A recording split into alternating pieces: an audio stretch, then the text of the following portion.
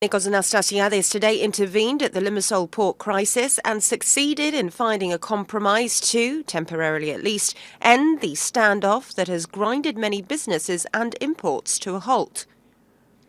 A grace period was agreed in a bid to get operations up and running again after the president met with various officials at the port both in the morning and afternoon. Specifically, Anastasiades met with the Cyprus Port Authority, the Truckers' Union and Eurogate, which said that more than 2,000 containers had been accumulated over the past few days.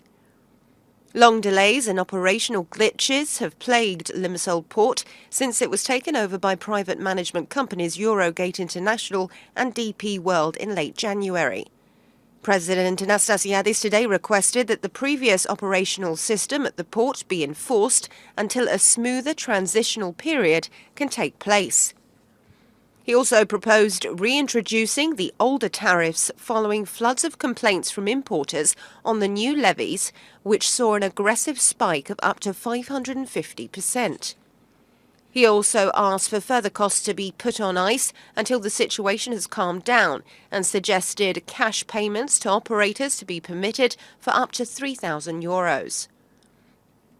He suggested alternative solutions for certain areas where new permits are being demanded.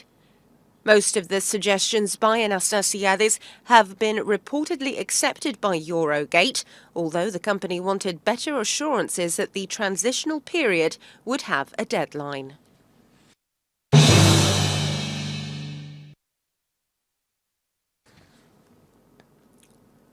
A Russian woman who Moscow says embezzled some $23 million was arrested in Limassol last night. The woman, who police say has been living in Cyprus since 2014, was detained after an arrest warrant from Russia was executed by Cypriot police. State prosecutors say the woman had been placed on the fugitive list in Russia and that an extradition process has been launched against her. The exact details of the case have not been disclosed, but the woman is wanted for questioning on charges relating to theft and embezzlement.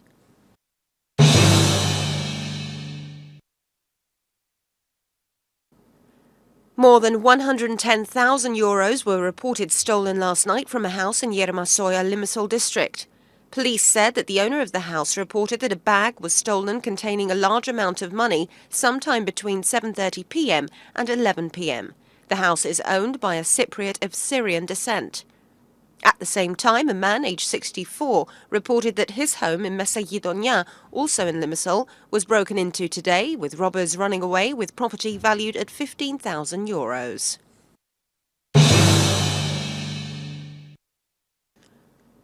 Handcuffed and tied with white rope, the scion of one of the world's biggest conglomerates, Samsung Group, was taken for questioning by South Korean authorities after spending a night in a small detention cell. Samsung Group chief J.Y. Lee was arrested last night for his alleged role in a corruption scandal that has led to the impeachment of President Park Geun-hye. The 48-year-old Lee, who has a net worth of $6.2 billion, heads the technology giant that is the world's biggest manufacturer of smartphones, flat-screen televisions and memory chips. The Special Prosecutor's Office accuses Lee of bribing a close friend of the president to gain government favors related to leadership succession at the conglomerate.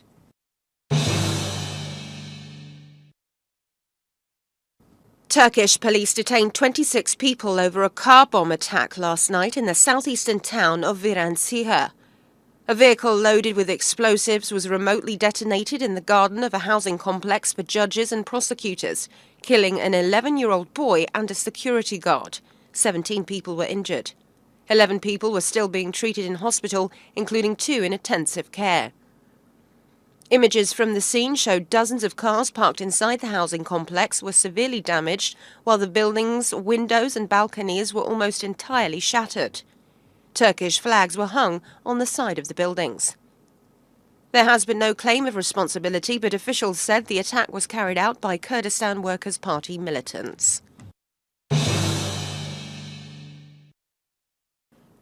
Turkish military has said that it was close to taking Syria's alBab from Islamic State, but a war monitor said the jihadists still controlled 90% of the town itself, and that shelling and airstrikes had killed dozens of civilians in recent days.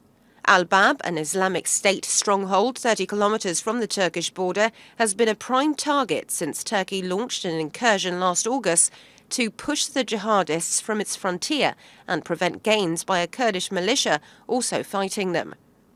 Taking control of the town would deepen Turkish influence in an area of Syria where it has already effectively created a buffer zone and allow Turkish forces to press on towards Raqqa, Islamic State's de facto capital in Syria.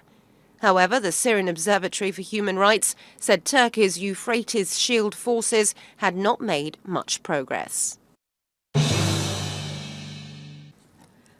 And now a look at tomorrow's weather. It will be partly cloudy with light to moderate northeasterly to southeasterly winds, force 3 to 4 over slight seas.